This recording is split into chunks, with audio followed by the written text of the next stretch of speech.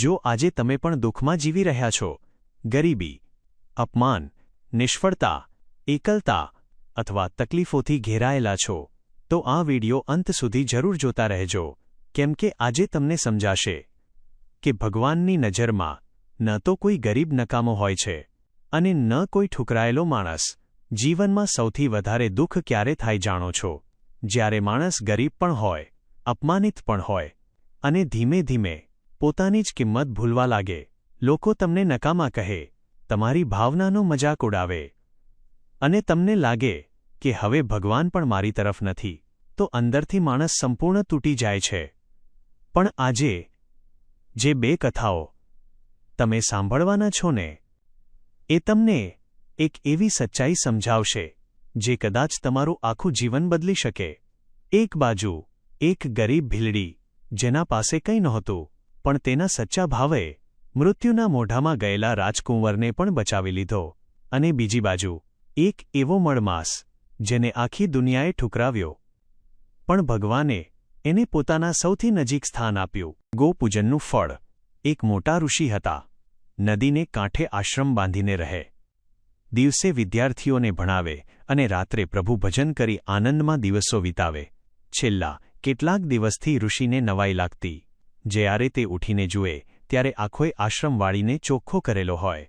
ઋષિ વિચાર કરે કે મારા આશ્રમને હંમેશા કોણ વાળી જતું હશે? એક દિવસ તેઓ આખી રાત ઊંઘ્યા જ નહીં અને બરાબર જોઈ રહ્યા. વહેલી પરોઢે એક બાઈ આવી. બાઈએ હાથમાં સાવરણી લઈને વાળવા માંડ્યું. આખો આશ્રમ વાળીને સાફ કરવા લાગી. બાઈને જતી જોઈ ઋષિ બોલ્યા, બાઈ, તું કોણ છે? ઊભી રહે. બાઈ ઊભી રહી. એટલે ઋષિએ પૂછ્યું, તું કોણ છે? શા માટે વહેલી ઉઠીને મારો આશ્રમ સાફ કરી જાય છે? બાઈ હાથ જોડીને બોલી, મહારાજ, હું એક રંક ભીલડી છું. મારી પાસે ધનદોલત નથી, એટલે હું પુણ્યદાન શી રીતે કરી શકું? પરસવનું ભાથું તો બાંધવું જ પડે ને. ધન નથી એટલે બંને ટંકની નથી સેવા કરું છું. બીજું હું શું કરું? ઋષિને બાઈ ઉપર દયા આવી.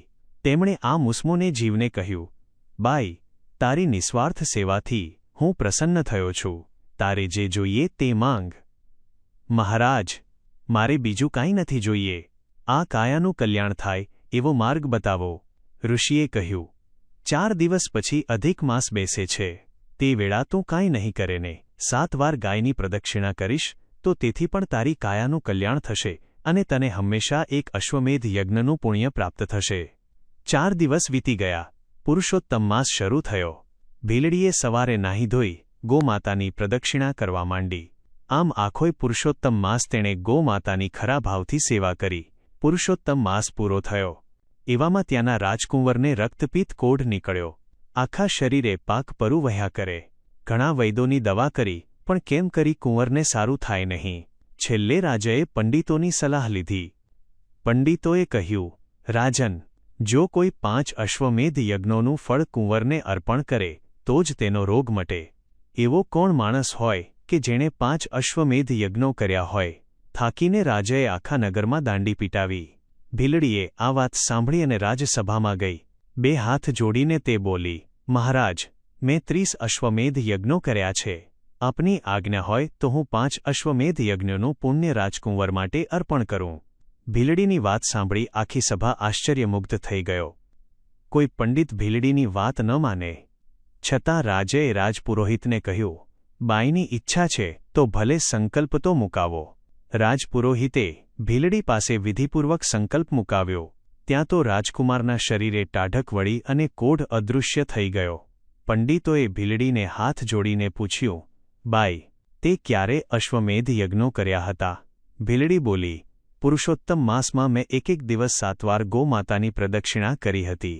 પુરુષોત્તમ માસમાં 7 વાર ગાયની પ્રદક્ષિણા કરવાથી અશ્વમેધ યજ્ઞનું ફળ મળે છે. તે તમે નથી જાણતા? તમે તો પંડિતો છો. પંડિતોએ ભીલડીની વાત વિનયપૂર્વક સ્વીકારી. રાજકુંવરનું શરીર કંચનવર્ણું બની ગયું.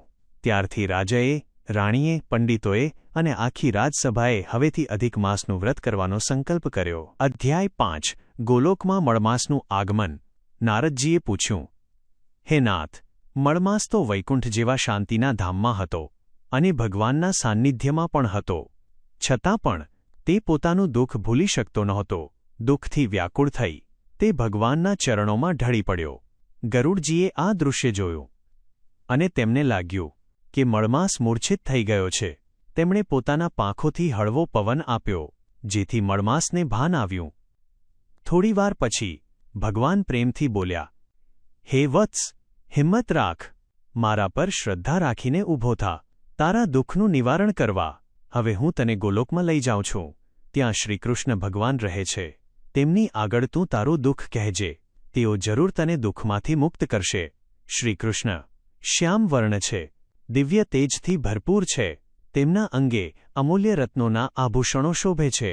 મસ્તકે કૌસ્તુભમણીથી ઝગમગતો મુકુટ અને કાનમાં લટકતા કુંડળ તેમની દિવ્ય પ્રતિમાને અદ્ભુત શોભા આપે છે. જ્યારે શ્રીકૃષ્ણ રત્નજડિત સિંહાસન પર બિરાજે છે ત્યારે અનેક પાર્ષદો તેમની સેવા માટે હાજર રહે છે, અને જ્યારે તેઓ મોરલી વગાડે છે ત્યારે એ મીઠો નાદ સાંભળીને ગોપીઓ અને ભક્તો પોતાનું સાનભાન ભૂલી જાય છે. શ્રીકૃષ્ણ હંમેશા ભક્તોના દુઃખ દૂર કરવા અને તેમની મનોકામના પૂર્ણ કરવા તત્પર રહે છે. એચવે હું તને એ જ શ્રીકૃષ્ણ પાસે લઈ જાઉં છું. આટલું કહી વિષ્ણુ ભગવાન પળવારમાં જ મળમાસને લઈને ગોલોક પહોંચી ગયા. ગોલોકની શોભા જોઈ મળમાસ સ્તબ્ધ બની ગયો. ચારે બાજુ સુવર્ણના મહેલો, રત્નજડિત મંદિરો, અતિ સુંદર બાગબગીચા અને ઝગમગતા રસ્તાઓ. આખું ગોલોક દિવ્ય તેજથી ઝળહળી રહ્યું હતું. ગોપો અને ગોપીઓ વચ્ચે ભગવાન શ્રીકૃષ્ણ બિરાજમાન હતા. તેમની આસપાસ ભક્તિ, પ્રેમ અને આનંદનું વાતાવરણ છવાયેલું હતું. નિમિષારણ્યમાં બેઠેલા ઋષિમુનિઓ સમક્ષ સૂતજીએ નારાયણ અને નારદનો આ સંવાદ સંભળાવતા રહ્યા. તેમણે કહ્યું કે કેવી રીતે અધિક માસ પોતાનું દુઃખ લઈને વિષ્ણુ ભગવાન પાસે ગયો અને પછી વિષ્ણુ ભગવાન તેને લઈને ગોલોકમાં શ્રીકૃષ્ણ પાસે આવ્યા. આટલું સાંભળીને ત્યાં બેઠેલા બધા ઋષિઓ આગળ શું બન્યું હશે તે જાણવા આતુર બની ગયા. ત્યારે શૌનક મુનિએ પૂછ્યું, હે સૂતજી, ગોલોકમાં ગયા પછી મળમાસની શું દશા થઈ? હવે અમને આગળની કથા સંભળાવો. અધ્યાય 5 સમાપ્ત. તો મિત્રો, આજની આ કથા માત્ર એક ભીલડીની નથી. આ કથા છે નિસ્વાર્થ ભાવની શક્તિની. એક ગરીબ ભીલડી, જેના પાસે ધન નહોતું, મોટા યજ્ઞ કરવાની શક્તિ નહોતી, પણ હૃદયમાં સચ્ચો ભાવ હતો. અને ભગવાનને ધન નહીં, ભાવ સૌથી વધારે પ્રિય હોય છે. આજના સમયમાં લોકો વિચારે છે, મોટા દાન વગર પુણ્ય નથી મળતું, પણ આ કથાએ સાબિત કરી દીધું કે સાચી સેવા અને સાચો ભાવ માણસને ત્યાં પહોંચાડે છે, જ્યાં મોટા મોટા યજ્ઞ પણ ક્યારેક નથી પહોંચાડી શકતા. પણ મિત્રો, આ કથા ફક્ત પુણ્યની નથી. આ કથા આપણને એ પણ સમજાવે છે કે શાસ્ત્રોમાં ગાયને એટલું ઊંચું સ્થાન કેમ આપવામાં આવ્યું છે. ઘણા લોકો આજે પ્રશ્ન પૂછે છે, ગાયમાં એવું શું ખાસ છે?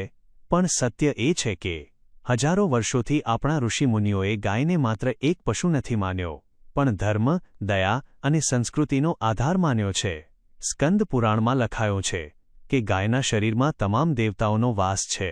એનો અર્થ અંધશ્રદ્ધા નથી. એનો અર્થ એવો છે કે ગાયને પવિત્રતા, કરુણા અને સકારાત્મક શક્તિનું પ્રતીક માનવામાં આવ્યું છે. અને વિચાર કરો, ભગવાન શ્રીકૃષ્ણને ગોપાલ કેમ કહેવાયા?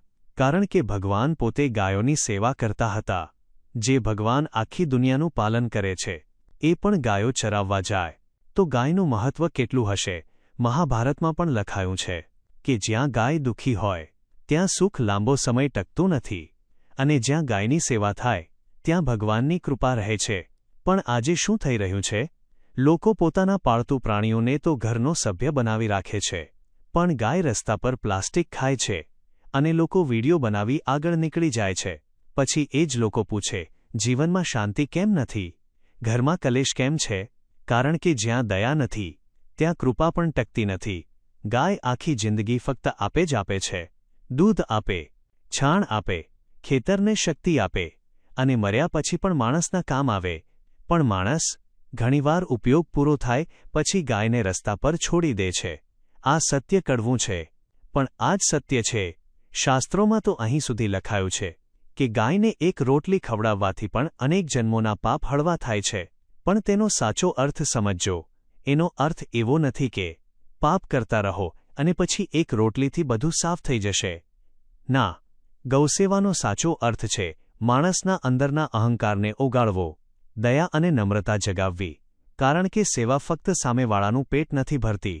સેવા માણસની અંદરની ગંદકી પણ સાફ કરે છે, અહંકાર ઓગાળી નાખે છે, મનને શાંત બનાવે છે અને માણસને અંદરથી સારો બનાવે છે.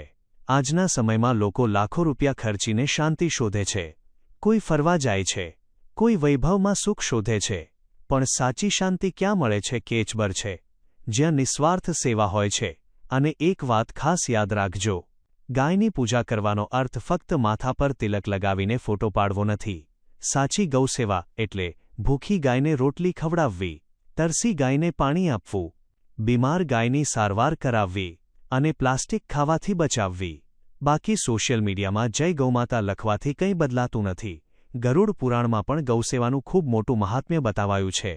કહેવાય છે કે જે માણસ ગાયની સેવા કરે છે તેના જીવનની ઘણી મુશ્કેલીઓ હળવી થવા લાગે છે, કારણ કે સેવા માણસના કર્મોને બદલવાની શક્તિ રાખે છે. અને મિત્રો, ગૌસેવા ફક્ત પૈસાદાર લોકો માટે નથી. તમારી પાસે કરોડો રૂપિયા હોવા જરૂરી નથી. એક રોટલી, થોડું લીલું ઘાસ, થોડું પાણી અને સાચો ભાવ, બસ એટલું પણ પૂરતું છે. જો દરેક માણસ રોજ એક ગાયને પણ રોટલી ખવડાવવાનું શરૂ કરે તો હજારો ગાયો ભૂખી ન સૂવે. પણ સમસ્યા એ છે કે લોકોને પુણ્ય પણ ઓછા પ્રયત્ને જોઈએ છે. સેવા કરવા સમય નથી, પણ મુશ્કેલી આવે ત્યારે ભગવાનને દોષ જરૂર આપે છે. મિત્રો, પુરુષોત્તમ માસ હોય કે સામાન્ય દિવસ, ગાયની સેવા ક્યારેય વ્યર્થ જતી નથી. ક્યારેક તે પુણ્ય બનીને પાછી આવે છે, ક્યારેક આશીર્વાદ બનીને, અને ક્યારેક જીવનની મોટી મુશ્કેલી દૂર કરીને. તેથી આજથી એક નાનો સંકલ્પ જરૂર કરજો. રોજ નહીં કરી શકો તો અઠવાડિયામાં એક દિવસ એક ગાય માટે જરૂર કાઢજો. રોટલી જરૂર ખવડાવજો, પાણી જરૂર આપજો અને તમારા બાળકોને પણ ગૌસેવાનું મહત્વ શીખવજો. કારણ કે જે પેઢી દયા ભૂલી જાય છે તે પેઢી શાંતિ પણ ગુમાવી દે છે. અને અંતમાં બસ એટલું જ કહું, ધનથી મોટો માણસ નહીં બનાતો, દયાથી બનાય છે. અને જેને ગાયમાં પણ માતા દેખાય એ માણસ ક્યારેય અંદરથી ગરીબ નથી હોતો. તો મિત્રો, આજની આ બંને કથાઓ આપણને એક બહુ મોટી વાત શીખવી જાય છે. જીવનમાં માણસ ગરીબીથી નથી તૂટતો, અપમાનથી પણ નથી તૂટતો, પણ ત્યારે તૂટી જાય છે જ્યારે તે પોતાની જ કિંમત ભૂલી જાય છે. પણ યાદ રાખજો, દુનિયા તમને ગમે તેટલા નકામા ગણે, ભગવાન ક્યારેય તમને નકામા નથી ગણતા. એક ગરીબ ભીલડીનો સાચો ભાવ અને એક ઠુકરાયેલા મળમાસનું દુઃખ, બંને ભગવાન સુધી પહોંચ્યા અને બંનેનું ભાગ્ય બદલાઈ ગયું. કદાચ આજે તમે પણ મુશ્કેલ સમયમાંથી પસાર થઈ રહ્યા હશો, પણ આ કથા પછી એક વાત ક્યારેય ભૂલતા નહીં, ભગવાનને માણસની સ્થિતિ નહીં, પણ તેનું સચ્ચું દિલ દેખાય છે.